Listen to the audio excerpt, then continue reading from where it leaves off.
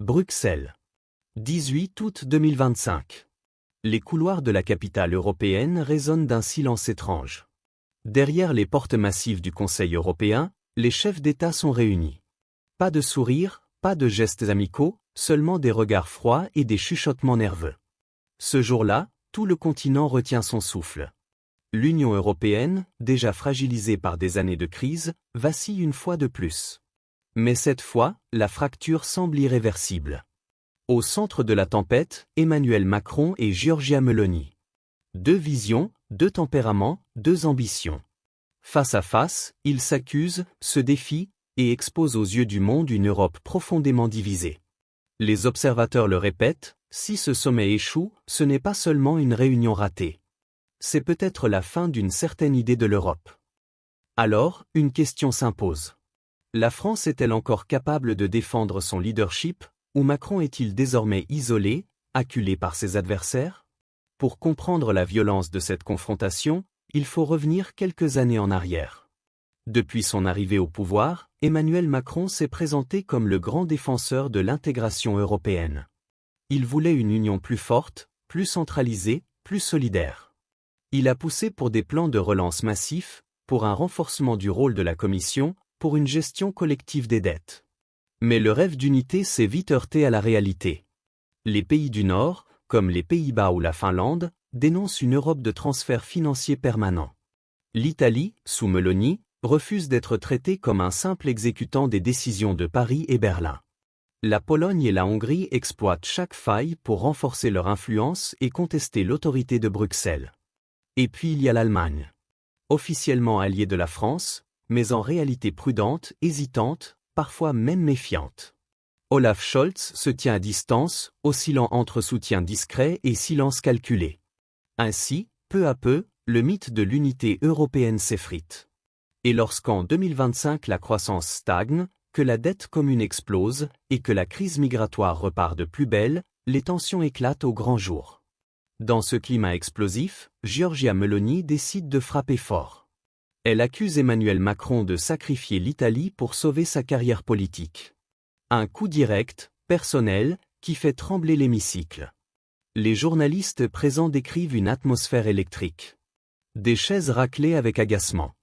Des notes échangées à la hâte entre délégations. Des regards fuyants, surtout du côté allemand. Oui, l'Europe a déjà connu des crises. Mais ce soir-là, à Bruxelles, la division n'est plus une menace lointaine. Elle est là, palpable, brutale. Alors, que s'est-il passé derrière ces portes closes? Dès l'ouverture, la première ministre italienne frappe du poing sur la table. L'Italie ne sera plus le dindon de la farce. Nous ne paierons pas pour des promesses françaises qui n'aboutissent jamais. Face à elle, Emmanuel Macron garde son calme, mais sa voix tranche.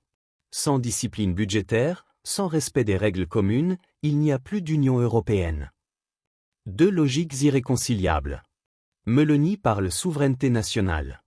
Macron parle intégrité européenne. Les chiffres pèsent lourd dans les débats. En 2025, 55% du budget européen repose sur les 5 plus gros contributeurs. Les dettes s'accumulent, notamment en Italie et en Espagne.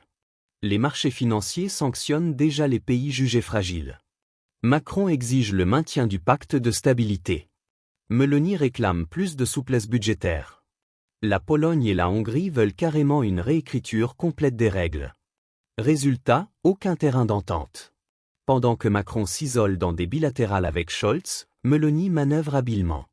Elle s'allie à Varsovie et Budapest, deux capitales qui n'ont jamais caché leur méfiance envers Paris.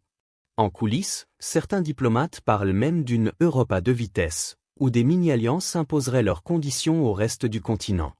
Un sommet organisé par la Pologne envoie un message clair: Bruxelles n'a plus le monopole des décisions. Selon plusieurs indiscrétions, un plan choc circule à Bruxelles. Gel immédiat des nouveaux projets de relance. Révision totale du pacte budgétaire. Organisation de référendums nationaux sur le degré d'intégration souhaité. Pour Meloni, Varsovie et Budapest, c'est une victoire stratégique. Pour Macron et Scholz, c'est une humiliation. Car derrière ces réformes se dessine une Europe fragmentée, où Paris perd son rôle central. Dans la salle, le contraste est saisissant. Les délégations d'Europe centrale applaudissent discrètement Meloni. Les pays du Nord restent silencieux, inquiets pour leurs finances. Scholz regarde ses notes, visiblement gêné. Et Macron? Il serre les mâchoires. Sa voix se veut ferme, mais l'isolement est visible. Un diplomate résume ainsi, Macron n'est plus vu comme un bâtisseur, mais comme un obstacle. À Paris, les critiques montent. Certains députés de la majorité doutent de la stratégie présidentielle. Des figures comme François Bayrou ou d'anciens ministres appellent à plus de compromis. L'opinion publique se lasse. Les Français veulent des résultats concrets, pas des querelles sans fin avec Rome ou Varsovie. Et en Italie? Les sondages montrent un soutien fragile à Meloni. Les manifestations commencent, discrètes mais réelles. Les Italiens veulent de la fermeté, mais aussi de la stabilité. Alors, que retenir de ce sommet de Bruxelles? D'abord, que l'Union européenne est plus divisée que jamais. Ensuite, que le leadership de Macron est contesté de toutes parts.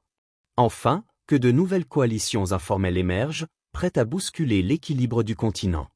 Pour Giorgia Meloni, c'est une victoire symbolique, elle impose l'Italie comme acteur incontournable. Pour Varsovie et Budapest, c'est une avancée stratégique, il gagne un poids inédit dans les décisions.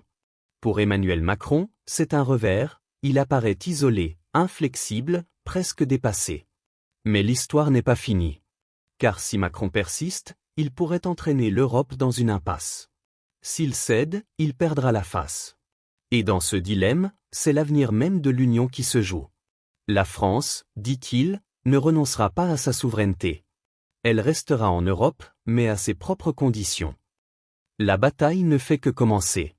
Et demain, une autre question brûlante se posera. Qui sera encore aux côtés de la France, et qui choisira de tourner le dos?